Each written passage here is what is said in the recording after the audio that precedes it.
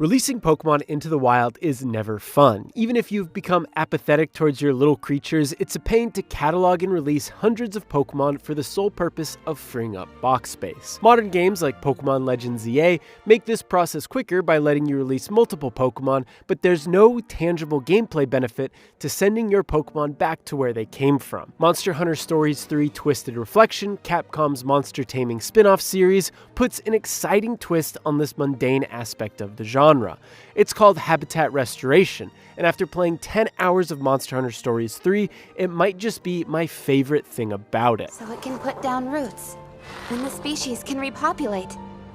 Oh yeah, would you call it eco-restore?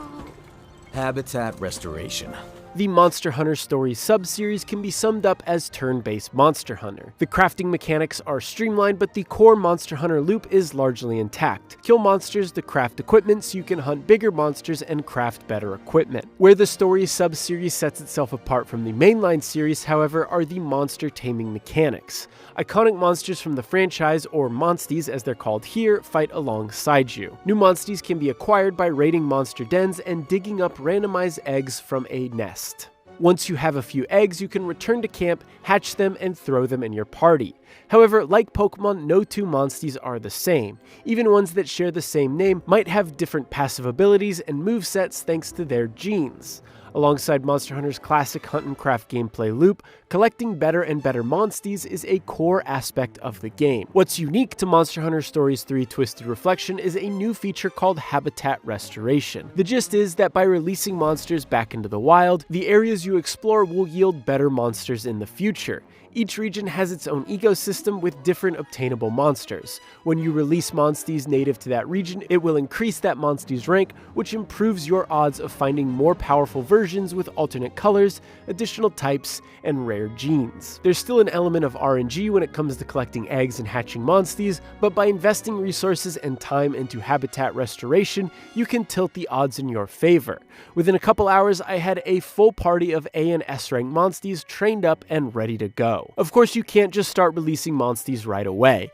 Each habitat is home to an invasive feral monster which has thrown off the ecosystem. In order to start habitat restoration, you need to track and kill the feral monster. These monsters are a bit tougher than the average monsters wandering the map, so taking them down requires careful targeting and smart Monstie management. Once you've driven them out of the area, you can start habitat restoration. Another major benefit of habitat restoration are dual element Monsties. These are Monsties born with an extra element that matches their habitat, giving them access to more starting genes and resistances. Theoretically, a water type Monstie like a Royal Ludroth could hatch with fire typing as well, giving it access to even more attacks.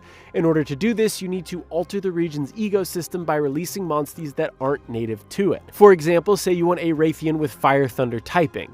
By releasing a Raytheon into a thunder habitat, Raytheon eggs will start to spawn in that area, and some might have that additional type. I haven't experimented much with dual element Monsties, but it seems like it could offer another layer of strategy in combat and more flexibility in team building. Of course, adapting an extra type also comes with some new weaknesses, so some pre-planning is a good idea. There's also something wholesome about collecting and releasing Monsties to improve their ecosystem. Monster Hunter has always been a little goofy, but the idea of preserving these creatures, as ferocious as they can be, gives Monster Hunter Stories 3 a lighter tone. Monsties feel less like combat tools and more like living creatures that are part of an independent ecosystem. Whenever you release a batch of Monsties, you're met with a melodramatic cutscene backed by some wind instruments as your Monstie heads out into the sunset and your party waves them goodbye. It's cheesy, but it works. For a few seconds, I forget that these creatures normally try to kill me on sight. As someone who spent an embarrassing amount of time trying to catch and obtain perfect Pokemon, Monster Hunter Stories 3 offers an elegant solution to one of the genre's grindier aspects. In Pokemon, there are ways to find monsters with better stats, such as breeding or clearing high-level terror raids, but the process always relies heavily on RNG and can be a time sink. Collecting high-rank Monsties still requires some effort, but once I maxed out an ecosystem, the rate at which I was finding rare and potent monster eggs noticeably increased. It's hard to say if and how this ecosystem develops over the course of time, but for now, habitat restoration appears to be an obvious highlight.